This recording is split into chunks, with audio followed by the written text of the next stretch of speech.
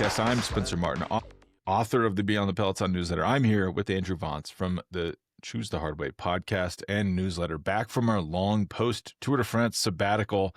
We'll, I guess, tie up a few odds and ends from the tours, but from the tour, it's a little in the rear view now, but maybe that gives us time to reflect, Andrew, and then we'll talk about the upcoming Vuelta, perhaps a few of the races that have been happening. Remco Evenepoel to Red Bull. I know you're a big fan of this move, but do you want to plug anything before we get going? Well, Spencer, while you've been touring in the Alps the past few weeks, I've actually been frozen in carbonite like Han Solo, and my wife had to defrost me today to come on this podcast.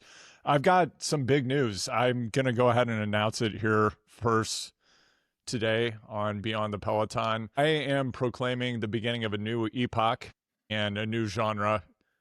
It's called adult contemporary gravel. And this is a term that's about to take off. You've heard it here first. This is kind of like the Muzak Kenny G of gravel. I believe it's the gravel that most of us are now practicing here in 2025. We're not running over people in feed zones and dropping F-bombs, although maybe some of us are. We still got That was not his fault. He got done dirty there. Some of us have still got the dog in us, you know. But Spencer, it's great to be here. If you're not already, please follow my Substack. It's alwaysthehardway.substack.com. That is the Substack for my podcast, Choose the Hard Way. Why is it not called Choose the Hard Way? Well, there was a fat finger error when entering the URL, and I'm now locked out of the Choose the Hard Way. Anyway, it's a long story. Just look for Choose the Hard Way on Substack. If you read Spencer's Substack, I'm one of his recommended reads. So you can find me there as well, and find Choose the Hard Way everywhere you listen. And as always, if you're a senior leader, political leader, pro athlete, you know that you need to be great at podcasts. And if you're ready to do that, I coach people to be the best in the world as podcast guests, hosts.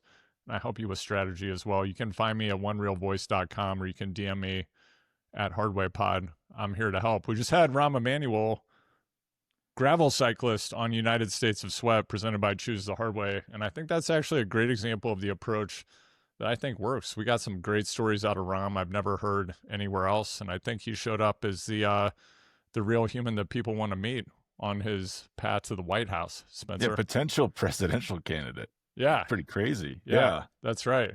But that's what One Real Voice is all about. It's about helping you show up as a real human being, which if you're a senior leader in any organization or at the top of any field, you know that's generally not what you're trained to do. But let's talk about some of the real humans out there in professional cycling, Spencer. Boy, do we have a lot to talk about. Top of mind for me, yeah, let's talk a little tour. Let's talk a few other things. I'm thinking about Worlds coming up. And remember, that's where Scott McGill broke away and became a household name. That's when he came onto our radar for the first time. This glorious rim breaks, with everyone dropping out, Wout announcing that he preemptively has an illness or something and won't be going. No one is going. He already got the diarrhea from Kigali that everyone else will get when they get there. So right now, the big names going are Pog and Pidcock. Pidcock could save his season with a win in Africa. Seems a bit improbable. I think the hardest Worlds course ever is what they're calling it. It's really hard. A really hard course. Also, Pidcock could have won. I have to think he would have walked away with the World Mountain Bike Championship win, and then he's not going because he has to go to the Vuelta. Like, that hurts. That stinks. Your day job making you come in. You come into the office. You can't work remotely for the road team. Yeah, can't drive his dune buggy around anymore. He's going to have to go to work. He has to actually show up and earn the £5 million a year they're paying him. Yeah. But so, yeah, Worlds, we're flying all over the place. Worlds. The only thing about, I just think it's going to be a Pog. It's like Pog, Jonas. If Pogacar gets sick, Jonas is going to win. It's borderline too hard. I have many feelings. I'm not excited about this Worlds, if I'm being completely honest. When we have these far-flung Worlds, people don't put their whole heart into it. Remember Wollongong in Australia? You didn't get everybody there. You didn't get everybody buying in, and I think it dilutes the event. And I know it's controversial. Like, people want cycling to be a global sport. I don't know. I say let's fish where the fish are. Let's let the guys race close to home. I think that's when they're racing the best. I know it's unfair for people that are not from Europe, but maybe we just hold world championships in Europe. I don't know. I don't want to get canceled, but I think that's my take on that. Also, on the Tour de France, Andrew, the big thing, I've not talked about this with anyone publicly. Did we see the death of the lightweight bicycle? Because Tadej Pogačar wins. I'm not that interested in like revisiting that. And was Tadej sad? Is Tadej's fin now flopped over? He's domesticated. It's like I'm so uninterested in that conversation. But he rode the last half of that race, which was very hard, very mountainous, on an aero bike, sometimes with no paint, which makes you wonder. Like Bradley Wiggins was telling me the paint can weigh like it was almost like a pound, or it was like half a pound maybe, which makes you think, wow, why do any of the bikes have paint if it's that heavy? But this guy was on an aero bike flying up the climbs. Apparently, a good friend of mine on the inside at UAE said they tested it in over 18K an hour. The aero bike is faster than the lightweight bike. And the way they're climbing these climbs, they're going over 18K an hour on every climb. So, like, did Specialized screw up? Remember they had the Venge and they got rid of it? Now they have no aero bike. Like, are aero bikes coming back? What's going on here? First of all, let's think about the street value of 500 grams of Colnago paint. I believe it's like $1.5 million, right? So that's what Pog left off of his bike in order to have the lightest aero bike, but it's also still not a light bike. The thing that I wonder about this conversation, because I remember when Cannondale introduced their aero bike, we're going way back. This is before Taylor Phinney became a clone of a hipster in Silver Lake in 2003. He was racing bikes and he was on one of these bikes. I don't even remember what that Cannondale aero bike was called, but they had a big marketing campaign and it was oriented around this exact topic. I'm going to go back and find, I don't know where I'll find it. I don't know if the Cycling Tips archive has been obliterated into nuclear waste or if it's still out there. I feel like James Wang might have gone deep on this, but at that time they had a bike that the 58 was probably 17 and a half pounds. They did all the watts, kilo, and CDA math, and they explained, hey, this is actually the fastest bike everywhere, even though it weighs more. Fast forward 6-7 years, we're hearing the same thing now. The question that I have, Spencer, given that we're approaching the singularity and working to become transhuman, disembodied, and put our minds on Mars, but our bodies, I think, go into a garbage dump somewhere. How can we not have a bike that's both aero and meets the UCI weight minimum? How can we not have both? I think it's hard to make a bike. I know that people, it's almost like this narrative. It's like any Chinese company can just make a bike and it's great. It's clearly difficult, right? There's trade-offs. I don't know. I mean, it is a lot of, look at some of these aero bikes. It's a lot of material. You know, I think they got rid of the 3:1 ratio. So a lot of these head tubes are like half a foot deep. It's kind of ridiculous. And I guess that all weighs a lot would be my guess. I mean, they're pretty close. Also, disc brakes set us back, right? I think like a Venge with rim brakes would probably meet the minimum weight. The disc brake bike that Pogačar, like his climbing bike, is still heavier than the minimum. So, of course, the aero bike's going to be over that. I think they got it down to like 7.1 kilos. What's that in pounds? Hold on 1 second. So that's like 15 and a half pounds. So that's not bad. And then I think what's the minimum weight? Is it like 6.8 kilos, something like that? So they're close to the minimum. I don't know. I think it's hard to make a bike would be my answer to that. But it also has to be stiff. I think that his aero bike also not stiff. Kind of an interesting thing, but it just shows you it's a shift toward aero, right? Like these guys are going fast up climbs. Like I did the time trial from the 2023 tour that Jonas won. Time trial is a lot longer than you think. You're like, oh, 40 minutes? That's not bad. No, that takes us like an hour and a half. But like I did one of the climbs, like the Côte de Montcy. Pogačar did it in 6 minutes. I like was holding around 300 watts. Took me like 13 minutes. So over twice as long. Like they are flying up these climbs. And I guess at that speed, aerodynamics are more important than weight. I've long thought like the people are so obsessed with a few grams and you're like, I mean, they're losing, think how many grams they're losing from sweat. Like, I just like never really bought the weight thing. And it seems like now these lightweight bikes are going away, I guess, question mark. I don't believe it. I don't believe it. I still think if there's got to be some happy medium here, and the reality is, why did Specialized get rid of the vent? Is this a Nero show episode now? By the way, Yeah. is that what's happened? We're just wildly speculating, like hot takes on Why did they get rid of the aerodynamics Venge, and though? engineering. They It is got a rid of the funny thing. Venge, I believe, because the SL8 is both light and it's aerodynamic.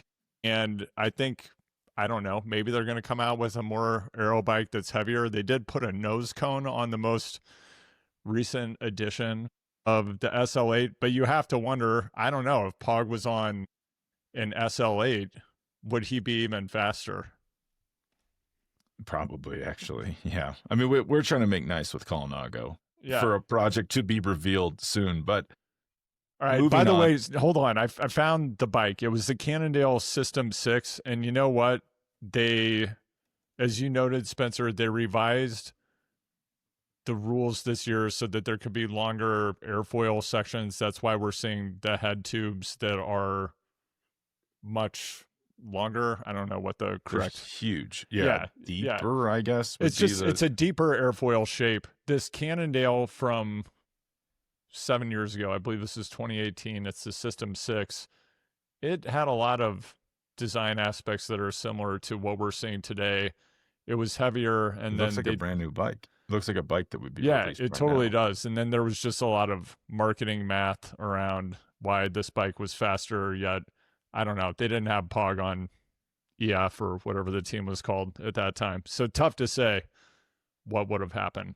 It is really important for a bike brand to have a super fast rider, right? Because they can make this case, but we're so stupid as a species. We just need, it's like, man goes fast on bike. I want bike, that bike fast. And that's what marketing comes down to in sports. But moving on, I know you've been up late at night. You can't sleep. You're so excited about it. Remco Evenepoel leaving Soudal Quickstep a year early. They're getting a nice little buyout, a fat buyout, I heard, going to RedBull-Bora-hansgrohe. What's the reasoning here? I'm kidding. You don't like this. I kind of agree with you. Why is this happening, Andrew? I have no idea. I guess teams have to give the appearance to sponsors that they have a rider who potentially could win the Tour de France. We've talked about this on past episodes. We saw it on Unchained with Vaughters talking to the EF brass, and then they were pinning their hopes on Carapaz. Then this year, Ben Healy unexpectedly delivers the yellow jersey and, gosh, starts to look a lot like someone who has even greater potential than we thought.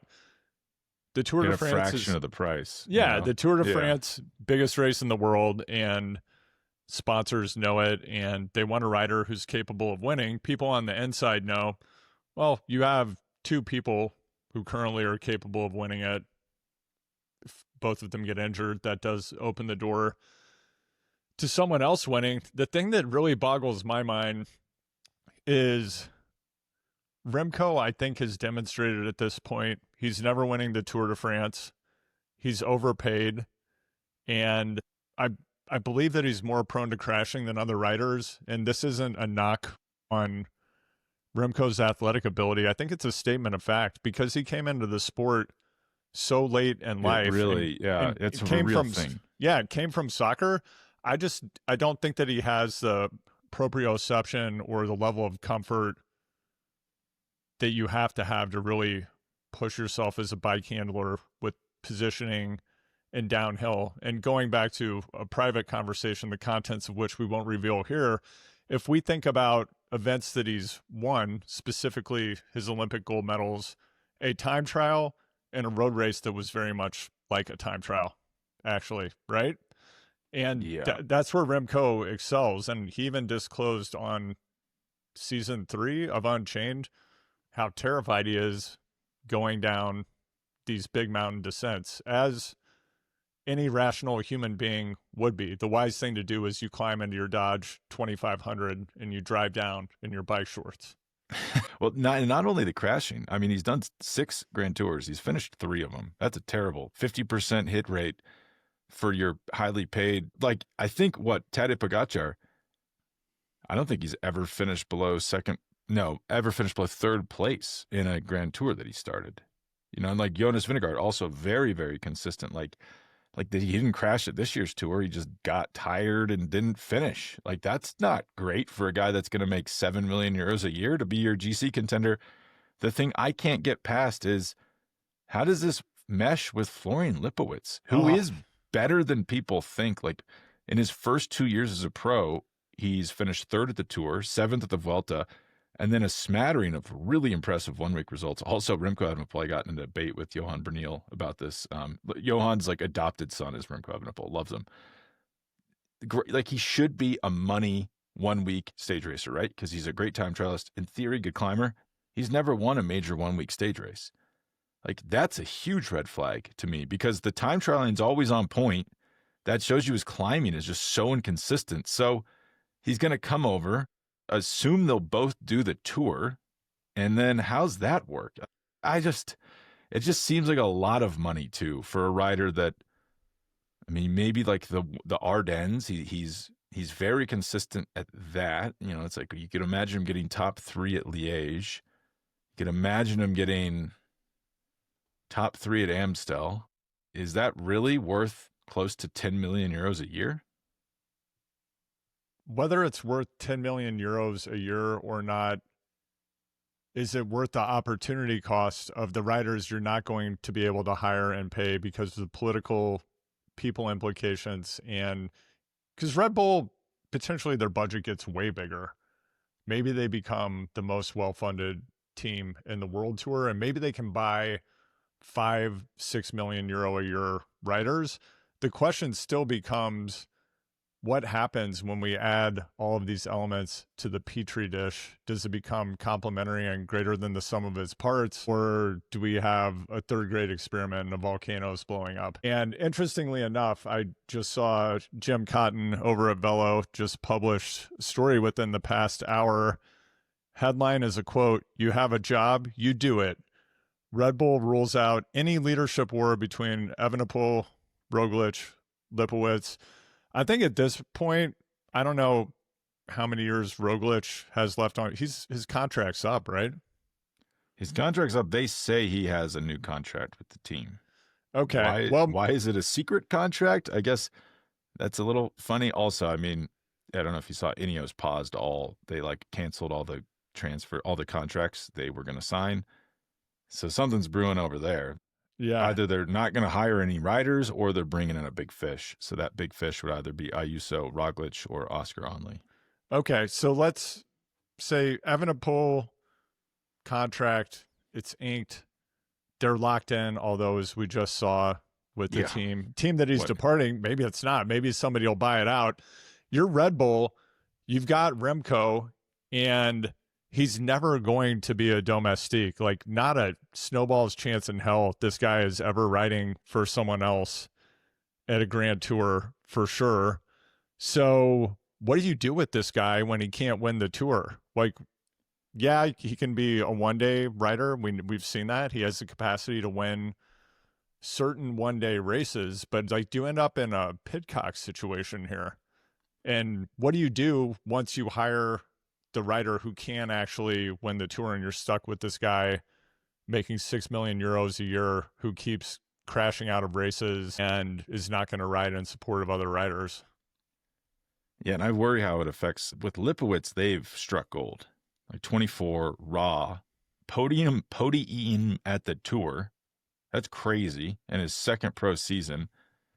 And then it's like, well, how does that affect his development? I mean, I guess it comes down to this, though. Like, Red Bull owns the team, the company Red Bull. They need a big star, right? And they're not happy with how the team is. I don't know if you saw, but they like cleaned out management. They're bringing in new people. And so if you're a suit in Salzburg at Red Bull HQ and you want a big star, who are you going to sign? You're not going to sign Pogacar. You're not going to sign Vingegaard. I honestly probably would have gone for Ayuso. Like, that's actually an intriguing acquisition to me. But Remco, whether we like him or not as a rider, the guy's a big star. He's a big star with a big personality. That's kind of the Red Bull brand, I guess. Spencer, when does Matteo Jorgensen get a shot at winning a Grand Tour? Because I believe he should have one. The problem is he's always on the Tour de France team, right? So now Right. I'm just looking up his schedule. Like, it's hard to, I guess he's going to the Vuelta, but then Jonas is going. That's what. The moment we say, though, like, he'll never get a chance, he's going to win the Vuelta. Yeah, that's true. Sep style. Something I do have to run to like a school sing along. It's like one of these first week, the kids go to school, but they don't actually go to school and you have to be there the whole time. But think about this with Jonas. So wins 2 tours, on the cusp of winning a Vuelta, lets it go. Basically lets Sepp Kuss win. Wins the next time Jonas wins the next Grand Tour, another Grand Tour. I guess it could be this Vuelta, but that shows you. And then it made me think I'm tying this into Jai Hindley. Remember, he's at Red Bull still? Yeah. Talk about the value of taking an opportunity when it comes. You know, he wins that 2022 Giro. That's probably the last GC result he will have. Now that they have Primoz, Remco, Florian, Danny Martinez on the same team. So it is just having me think. I'm reflecting now on like letting opportunities go by. And if Jonas Vingegaard does not win this Vuelta, you do have to look back at that decision and say, it's just like hubris, right? It's like, well, you can't give a Grand Tour away. You've got to win the Grand Tour. And once again, we are relitigating the 2023 Vuelta a España. My favorite thing to do. Right. And yeah, I'm thinking about riders like Jai, like Sepp Kuss, where they end up in a position where they win a Grand Tour. And as soon as they're holding the conch, it's almost like it's hot potato. They realize, you know what? This happened this one time through unusual circumstances. I'm happy I have this in my palmares. And what I really would like to do is just pull down 1 to 3 million euros a year without the pressure of having to deliver this year on year. And then they move into that support role. Yeah. I mean, that's actually not a bad place to be. But there is a lot of, the funny thing about Grand Tours, you either win a lot or you win 1. You know, think of like Tom Dumoulin, 1, or Nairo Quintana, 2, Teo Gegenhardt, 1, Richard Carapaz, 2, Richard Carapaz, 1, Jai Hindley, 1, and then you have like Pogačar, 5, Vingegaard. He's only won 2. Holy smokes. Yeah, I'm now shocked looking at that. But like Roglic, Pogačar, Chris Froome, obviously, Vincenzo Nibali, 4, Contador, 7. It is funny. It's like you get 1 or you get a lot of them. And then Simon Yates did have 2, but they're almost spread like 8 years apart. But Andrew, unfortunately, I do have to run. Anything else? Yeah, my final prediction is we're going to see Tom Pidcock entering the Gravel World Championships in the province of Limburg and South Limburg, Netherlands, and I believe that that's how he's going to save his season. He has to because he's not going to win Worlds. I mean, I'm curious. He's definitely getting sent to the Vuelta because it was part of their wild card invite, and they need the points for top 10. So we'll see how that goes. Also, keep an eye. Uno X just won again today. They're about to knock Cofidis out of the World Tour. Pretty impressive for a team that was not highly thought of just a few years ago. But Andrew, we will be back with our Vuelta España preview next week. I'm actually quite excited about this race, and I'm very excited to talk to you about it. Thank you for joining us, and we will talk soon.